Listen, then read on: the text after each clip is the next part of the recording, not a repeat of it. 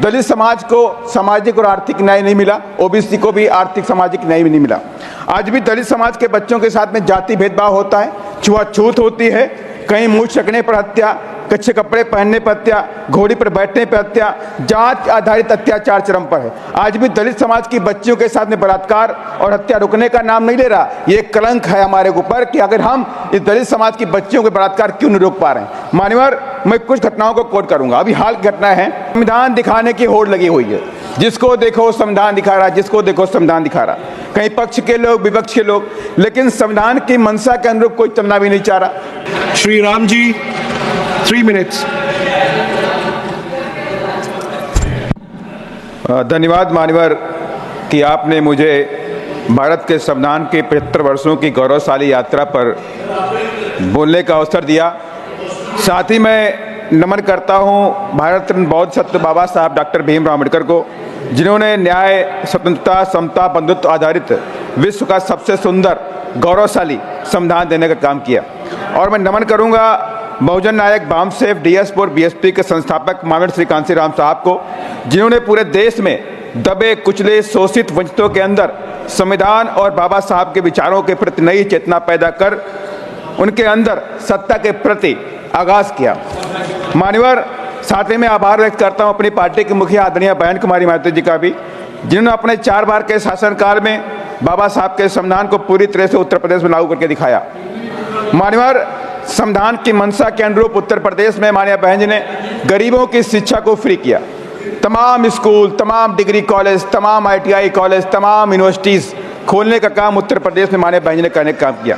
अभी उत्तर प्रदेश के एक रिपोर्ट के अनुसार 7,84,000 बच्चे शिक्षा से महरूम हैं। ये गंभीर विषय है। मैं सरकार से चाहूँगा इसमें गंभीरता से विचार करें और इसके रीजंस के बारे में देखने का भी काम करें।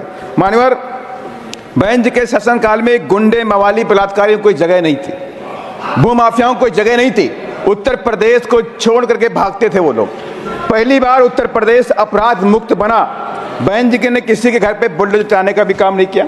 मान्यवर, कुछ दिनों से देखने को मिल रहा संविधान दिखाने की होड़ लगी हुई है, जिसको देखो संविधान दिखा रहा, जिसको देखो संविधान दिखा रहा, कहीं पक्ष के लोग विपक्ष के लोग, लेकिन संविधान की मंशा के अनुरूप कोई चलना भी नहीं चाह रहा। 75 सालों से किसी ने भी संविधान की मंशा पे पूरी तरह चलने का काम नहीं किया।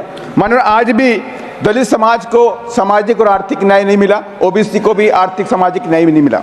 आज भी दलित समाज के बच्चों के साथ में जाति भेदभाव होता है, छुआछूत होती है, कहीं मुंह चकने पर हत्या, कच्चे कपड़े पहनने पर हत्या, घोड़ी पर बैठने पर हत्या, जात आधारित अत्याचार चरम पर है। आज भी दलित समाज की बच्चियों के साथ में बलात्कार और हत्या रुकने का नाम नहीं ले रहा। ये एक कलंक है हमारे ऊपर कि अगर हम इस दलित समाज की बच्चियों के बलात्कार क्यों नहीं रोक पा रहे हैं। मान्यवर, मैं कुछ घटनाओं को कोट करूंगा। अभी हाल की घटना है, मान्यवर, बिहार के औरंगाबाद में खंबा गांव पड़ता है। दलित समाज की नाबालिग बच्ची थी, 2 दबंग जबरन घर में घुसे, उन लोगों ने उस बच्ची का बलात्कार किया और उसकी हत्या कर दी। मान्यवर, मंदसौर के अंदर दबंगों ने घर में घुस के दलित समाज पर फायरिंग करी, कार पाया और महिला की हत्या कर दी। मान्यवर, अभी ये घटना महाराष्ट्र की है, परवणी की।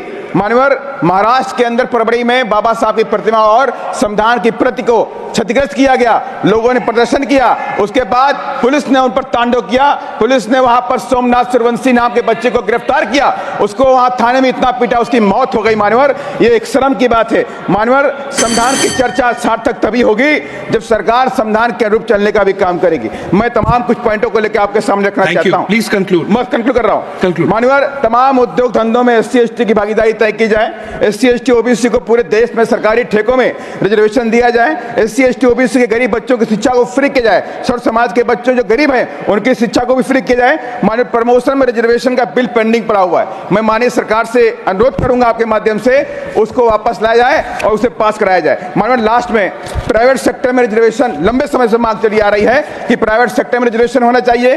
पब्लिक सेक्टर और सरकारी विभागों के अंदर जो कॉन्ट्रैक्ट बेसिस के ऊपर जो भर्तियां की जा रही हैं उसमें रिजर्वेशन लागू किया जाए। माननीय, लेटरल एंट्री में भी SC/ST OBC को, माननीय मैं खत्म कर रहा हूं, लास्ट पॉइंट, लेटरल एंट्री में भी SC/ST OBC को भी वहां पर रिजर्वेशन देने का काम करना चाहिए। माननीय, लास्ट पॉइंट इंपॉर्टेंट विषय, माननीय मैं दलित सांसद हूं, उनकी आवाज बताना जरूरी है। माननीय, PM साहब से मैं कहना चाहता हूं, आपके माध्यम से रिक्वेस्ट करना चाहता हूं, अभी माननीय सुप्रीम कोर्ट ने SC/ST के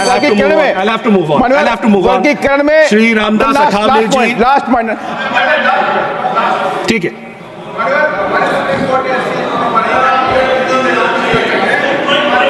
माइक्रोफोन, चेयरमैन सर, माइक्रोफोन।